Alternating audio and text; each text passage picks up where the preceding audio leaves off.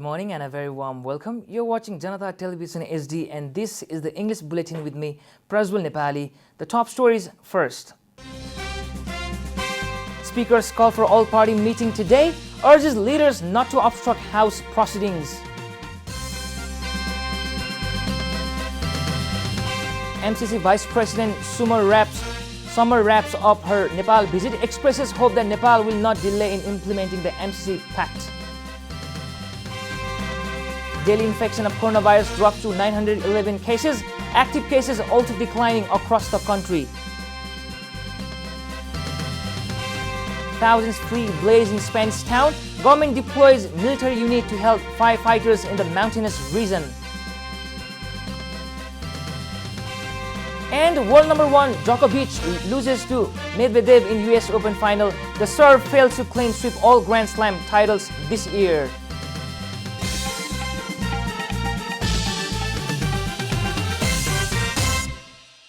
And now the news in detail.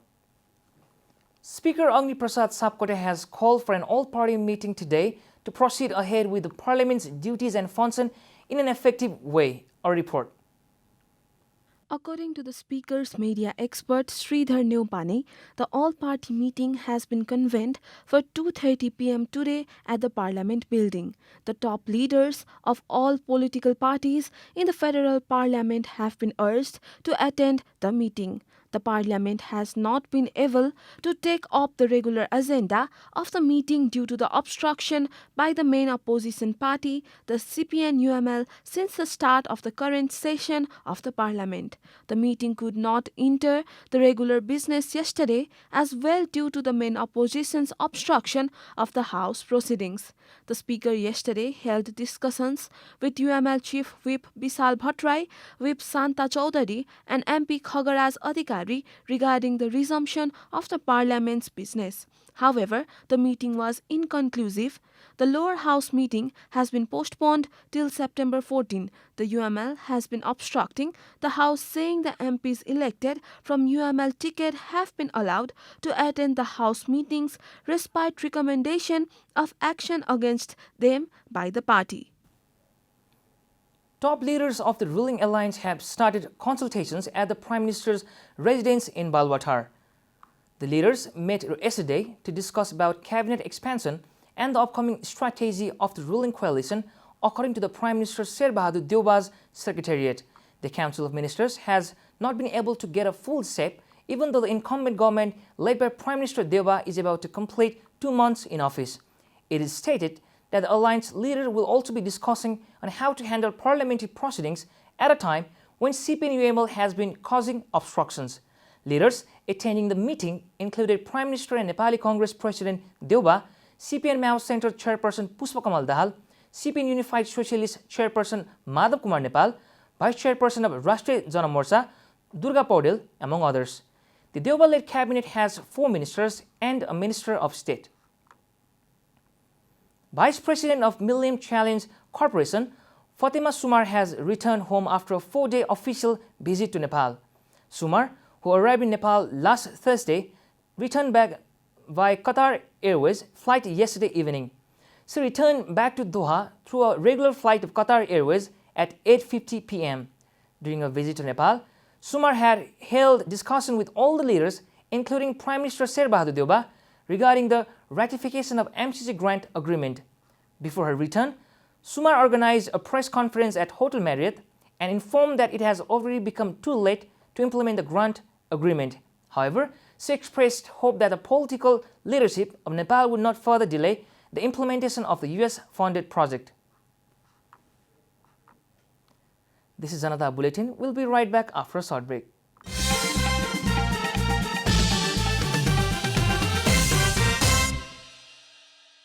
Welcome back. We continue with other national news. The government yesterday confirmed 911 new cases of coronavirus across the country yesterday. According to the Ministry of Health and Population, this takes the COVID-19 caseload in the country to 777,163. The ministry in its virtual press conference yesterday told that 1,423 people recovered from the disease during the same period. So far, 739,457 people have fully recovered from the disease in Nepal. According to the ministry, the recovery rate stands at 95.1%. Meanwhile, the virus claimed 13 lives across the country yesterday, taking the COVID-19 death toll to 10,949. The fatality rate in Nepal is 1.5%. The ministry further said that the number of active cases in the country has dropped to 26,757. Among them, 25,171 people are in home isolation and 1,586 people in institutional isolation. Likewise, 454 people of them are undergoing treatment in ICU, while 140 are receiving ventilator support. According to the ministry, 321 people are currently in quarantine. Internet penetration in the country has reached 102% of the total population in the country, according to a report of the Nepal Telecommunications Authority. The state-owned entity prepared the report based on population projection of 2011 to 2030. The report was prepared by assuming Nepal's population to be 29.87 million. As per the NTA report, almost 31 million population is connected to internet facility till the end of the late fiscal year. The report further states that the mobile internet has the largest contribution to the internet penetration in the country. As of 15th of July 2021, the contribution of mobile internet alone is 76.03%, while 3G internet service has given access to more than 12.89 million population. Among them, the users of Nepal Telecom are the largest contributors, as their number is 10.04 million, followed by 2.46 million Ancel users. The contribution of fixed broadband is 25.66%, with 700,285 users of ADSL and more than 727,000 FTTS internet users. And now the news from economic front.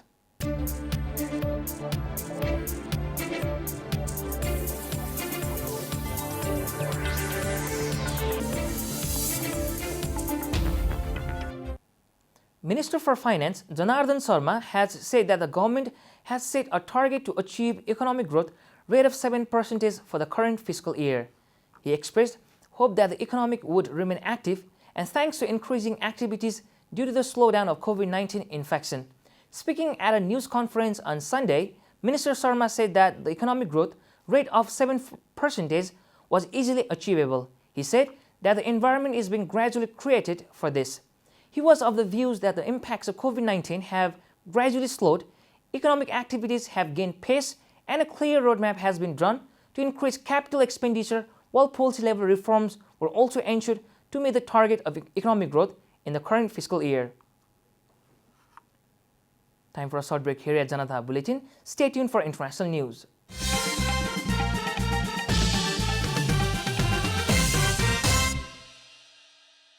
Welcome back. Now the international news.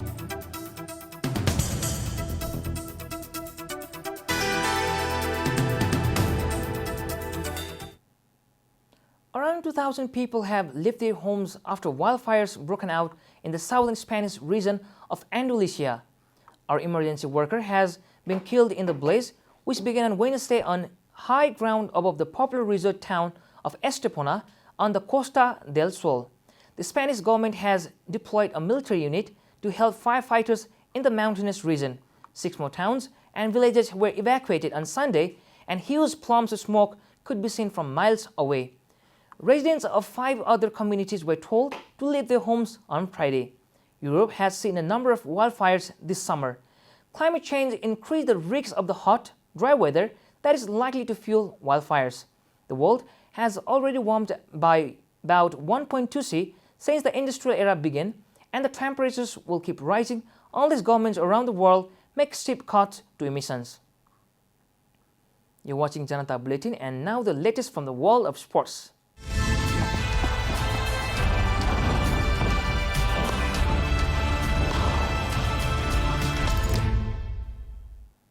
Russia's Daniil Medvedev won his first Grand Slam title by shattering Novak Djokovic's hopes of completing a calendar sweep of the majors in a one-sided US Open final. Second seed Medvedev, 25, lost his 2 previous Grand Slam finals, but was composed throughout a 6-4, 6-4, 6-4 win. World number 1 Djokovic had already won the Australian Open, French Open, and Wimbledon titles this year. The 34-year-old Serb was also chasing a record 21st Grand Slam men's title. Victory would have moved him clear of the rivals Roger Federer and Rafael Nadal in the battle to finish with the most men's majors, but it was the potential calendar Grand Slam which Djokovic had said would be the greatest achievement of his career. Perhaps burdened by the weight of history, Djokovic looked subdued throughout as he made a high number of uncharacteristic errors and also became careful towards the end. He also looked away short of his usual physical capabilities. To put those factors down as the sole reasons for Medvedev's success would be completely wrong. We're at the end of Janata Bulletin and the headlines once again. Speakers call for all-party meeting today, urges leaders not to obstruct House proceedings.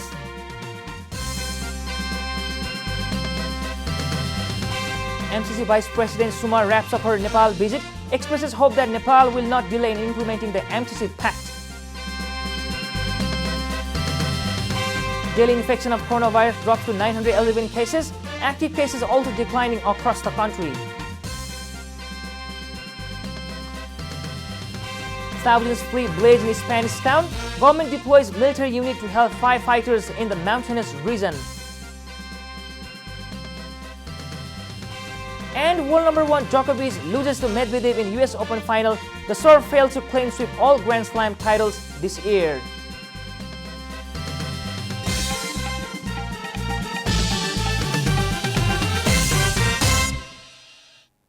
And that's all from the English News Desk for today. You can follow Janata Television and our programs on various social media platforms, including on our website at janatasamachar.com. Keep watching Janata Television SD. Thank you for watching. Good day. Namaste.